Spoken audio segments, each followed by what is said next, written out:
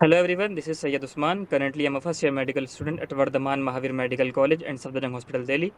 और आज मेरे साथ हैं आरजी श्रेया जो कि बिहार से हैं। इनका स्कोर नीट में आ रहा है 676 आउट ऑफ 720 और इनकी रैंक है 10,681 है ना, 10,681 ना। तो रैंक तो काफ़ी अच्छी नहीं आ पाई है अनफॉर्चुनेटली, बट कोई बात नहीं, मार्क्स तो आपके अच्छे हैं। आप डिज़र्व करते हो, आप जितनी आपने मेहनत करी है और मैं आपके साथ था, आपसे जुड़ा हुआ था पूरे साल से।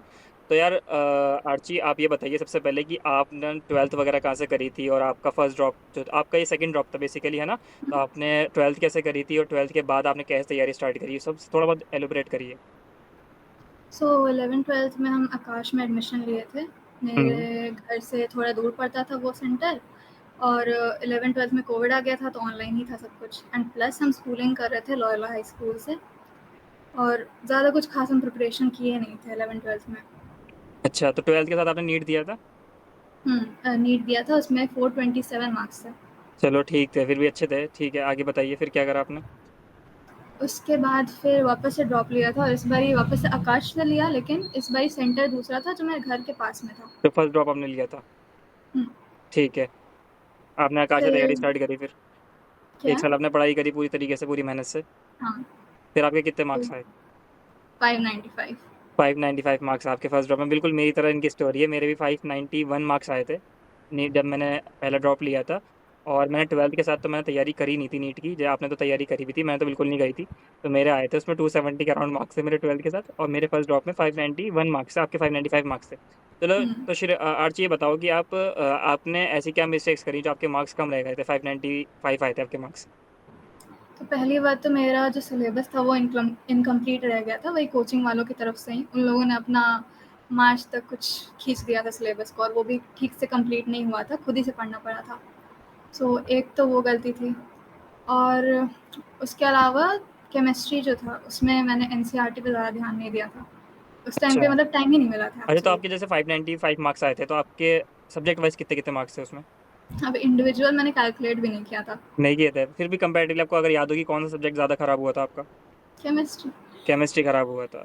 तो ठीक है, चलो अभी तो आप मेजरली आप ये कह रहे हो कि आपका एक तो सिलेबस कंप्लीट नहीं हुआ था फर्स्ट ड्रॉप में, और हुँ। दूसरा क्या बताया आपने कि आपका केमिस्ट्री थोड़ी वीक थी, है ना।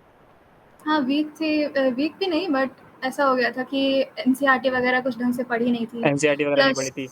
ठीक है। हाँ, क्योंकि सिलेबस इतना लेट हुआ था तो फिर रिविज़न अच्छा नहीं था, तो फिज़िकल प्लस फिज़िक्स जो थे वो सारे बेसिक चीज़ भी उस टाइम पे याद नहीं आ रहा था। हाँ, तो यार ये बहुत बड़ा रीज़न है, कोचिंग इंस्टीट्यूट की भी गलती होती है इसमें, कई बार हमारी भी गलती होती है कि कोचिंग इंस्टीट्यूट कई हुँ, बार तो ख़त्म नहीं करता सिलेबस टाइम पे। वो 1 महीने पहले या फिर 15-20 दिन पहले सिलेबस कंप्लीट करते हैं। ना तो हमें हुँ, रिवीजन का टाइम मिल पाता, ना ही हमें टेस्ट का टाइम मिल पाता, ना ही हम फुल सिलेबस टेस्ट दे पाते हैं।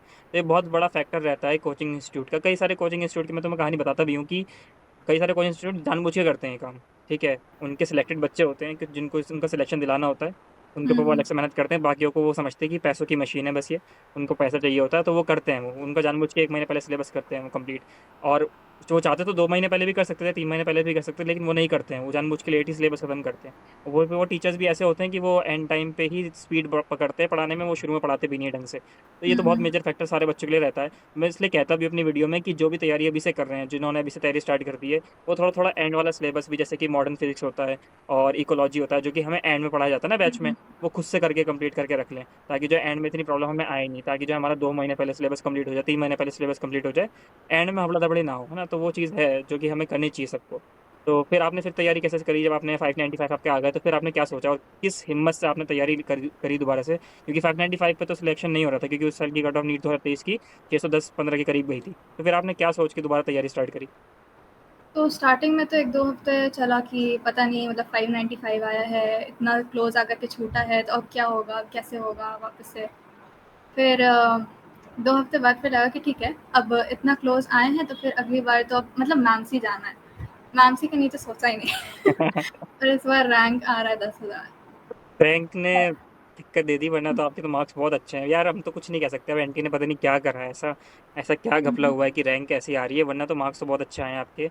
और ऊपर से यार, मतलब क्या बताऊँ मैं तो बहुत परेशान हो गया। मैं तो शॉक हूँ जैसे कि रैंक आई है, बहुत ज़्यादा शॉक हूँ मैं। जिसके सिलेक्शन हो रहे थे उनके सिलेक्शन रह गए, तो बहुत बहुत अजीब लग रहा है मुझे। तो ठीक है, आपने तैयारी स्टार्ट कर दी, फिर आपने क्या क्या ऐसे चेंजेस लाए जो जिसकी वजह से कुछ आपका स्कोर बढ़ा। चेंजेस मतलब स्टार्टिंग में मेरा प्लान कुछ बहुत ही अजीब सा था। स्टार्टिंग में मेरा प्लान था कि सितंबर अक्टूबर मैक्स तक मेरे को सिलेबस ख़त्म कर देना है, क्योंकि पिछले बार का था कि सिलेबस मेरा ढंग से टाइम से ख़त्म नहीं हुआ था। और ठीक फिर है। उस टाइम पे हम एक तरीके का ब्रेक नहीं लिया, क्योंकि हमको ब्रेक चाहिए था। इतना ऐसे हो गया कि 595 आकर के सिलेक्शन नहीं हुआ, तो हमको ब्रेक चाहिए था, बट हम वो ब्रेक लिए नहीं। और उसके बाद हम 2 हफ्ते के बाद ही हम ऑलमोस्ट ऐसे हो गए थे कि चलो ठीक है, पढ़ाई स्टार्ट करना है, और पढ़ाई हम स्टार्ट कर दिया था। हम बहुत तेज़ी से अपना सिलेबस ख़त्म कर रहे थे। तो मतलब बस ऐसा था कि अब लेक्चर तो देखना नहीं है, सारे नोट्स वगैरह बने पड़े हैं, तो वो सब देखना है, तो बस क्वेश्चन लगा रहे हैं। और लेक्चर के लिए हम बस ये उम्मीद का जो था, उम्मीद 1.0 जो फर्स्ट वाला था सबसे, तो उसको हम देखा करते थे 2x पे सारे लेक्चर्स, और फिर बैठ के क्वेश्चंस लगाते थे। तो फिर वैसे कर करके अक्टूबर तक खींचा, ऑल्दो उस टाइम तक मेरा सिलेबस कंप्लीट नहीं हुआ था, और हम LNDLP लिए थे उस टाइम पे। ठीक है। LNDLP लिए थे, और आकाश में वापस से हम एडमिशन तो लिए थे, बट दिस टाइम हम क्लास नहीं कर रहे थे। हम बस एडमिशन ले लिए थे, क्लास नहीं कर रहे थे। एंड LNDLP था, उसके अकॉर्डिंग हमको एलन था में कि कौन सी डीएलपी था, अचीवर्स या फिर लीडर्स? लीडर लीडर लीडर्स, ठीक है। फिर? फिर अक्टूबर तक मेरा सिलेबस लेकिन ख़त्म नहीं हुआ, और हम बहुत डीमोटिवेट हो रहे थे, क्योंकि मेरा मार्क्स उतना आ नहीं रहा था एक्सपेक्टेड, जितना हमको चाहिए था टेस्ट वगैरह में। तो उसकी वजह से हम बहुत डीमोटिवेट हो रहे थे, और इस टाइम पर आकर के मेरा एग्जॉशन आ गया कि अब नहीं होगा मेरे से। अब हमको नीट करना नहीं है, अब हमको नीट में इंटरेस्ट नहीं है, खत्म। फिर ऑलमोस्ट आई गेस अक्टूबर से दिसंबर तक मेरा वही एग्जॉशन सा चला, और हमको कोई रीज़न नहीं दिखता था क्यों पढ़ें अब इस एग्ज़ाम के लिए, कि इतना पास आकर छूट गया, फिर वापस से पढ़ रहे हैं, पढ़ने का मन नहीं कर रहा है, कोई लॉजिक नहीं लग रहा है। फिर अक्टूबर से दिसंबर तक वही एग्जॉशन चला, हम कुछ खास पढ़े वढ़े नहीं, पढ़ रहे थे बट इतना कुछ खास नहीं। फिर वापस से जैन से स्टार्ट किया कि नहीं, अब इतना क्लोज आए हैं तो मतलब पॉइंट नहीं बनता है कि वापस से ड्रॉप भी ले लिया और फिर कुछ करो भी नहीं। तो उसके बाद फिर जैन से वापस से पढ़ाई स्टार्ट करी। मेरा मार्क्स बहुत नीचे चला गया था, 400-500 वहाँ पे चला गया था। फिर वहाँ से खींच खींच करके फिर एंड के महीने में आकाश में इंटेंसिव होता है सेलेक्टेड बच्चों का, जिन लोगों के अच्छे मार्क्स आए होते हैं पिछले नीट में, या फिर टेस्ट में ऑलरेडी अच्छे आ रहे होते हैं, तो उन लोग का इंटेंसिव होता है। तो उसमें फिर मैंने स्टार्ट करा, और उसमें मैंने बहुत पढ़ा, और उस टाइम पे हमने मार्क्स इंक्रीज़ किया था 650 तक। बहुत सही, बहुत सही, मतलब कि बहुत सही। आपने काफ़ी सारे मैसेज दिए मुझे यहाँ पे कि पहली बात तो आपने, दूसरा कि अपना आपसे सिलेबस खुद से कंप्लीट करा और कोचिंग पे डिपेंड आप नहीं रही। तो ये, और आपने डीएलपी ली है ना, एलन के डिस्टेंस लर्निंग प्रोग्राम लिया, तो यार ये दोनों चीज़ें वही कर सकता है जिसकी तैयारी ठीक ठाक होती है।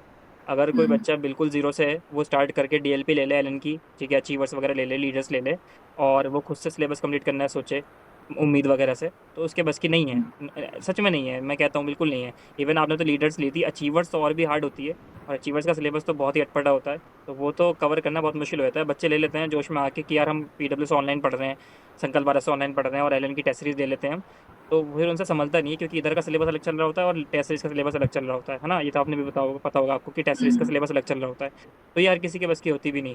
तो मतलब ये काफ़ी हिम्मत वाली बात भी है कि आपने दोनों चीज़ों को संभाला। और दूसरी बात ये भी समझ में आया कि जो है, मैं तो पहले ही कहता हूँ कि ये जो एलन की टेस्ट सीरीज है वो वही ले जिसको अपने ऊपर उम्मीद है कि वो कर लेगा दोनों चीज़ों को कवर। हर किसी को लेने की जरूरत भी नहीं होती है। मैंने भी ली थी एग्जैक्टली, मेरे जब 591 मार्क्स आए थे, ठीक है, मुझे इतना आता था कि मैं खुद से कर लेता था, तो मैंने भी खुद से ही तैयारी करी थी पूरी। मेरी सिर्फ केमिस्ट्री वीक थी, तो मैंने केमिस्ट्री के लेक्चर देखे थे। इसके अलावा मेरी जो है फिजिक्स स्ट्रॉन्ग थी, बायो स्ट्रॉन्ग थी, तो मैंने भी एलन की टेस्ट सीरीज ली थी और उसी के हिसाब से मैंने तैयारी करी थी। एक चीज़ आपने और बताई कि आपको डिमोटिवेशन हुआ जिसकी वजह से आपके 2-3 महीने खराब हो गए। तो यार ये सबके साथ होता है, कहीं ना कहीं होता है। आपका कोई और रीज़न होगा, किसी का कोई और रीज़न होगा, किसी का कुछ और रीज़न होगा। बहुत सारे रीज़न होते हैं, किसी के घर का रीज़न होता है, किसी का ब्रेकअप हो जाता है, तो बहुत सारे रीज़न होते हैं अपने अपने। तो यार इसका जो है ना, कोई इलाज ही नहीं है, ठीक है। यहाँ हमें खुद ना खुद फिर खड़े होकर आगे बढ़ना पड़ता है, क्योंकि यार एक टाइम पे यही दिमाग में आता है कि यार ये नहीं करेंगे तो क्या करेंगे, करना तो यही पड़ेगा।